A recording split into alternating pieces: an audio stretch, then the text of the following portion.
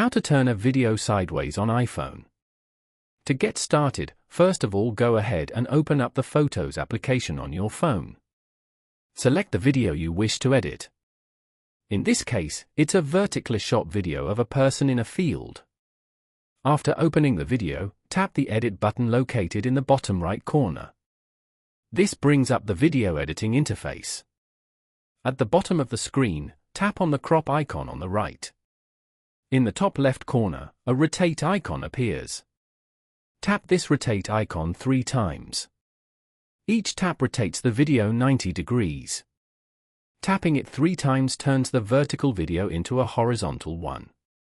Once the video is in the correct sideways orientation, tap on the yellow Done button on the top right corner. Following these simple steps, you can easily turn a video sideways on the iPhone. Thank you for watching. Please leave a like if this tutorial helped you, or leave a comment below if you have any questions related to the video.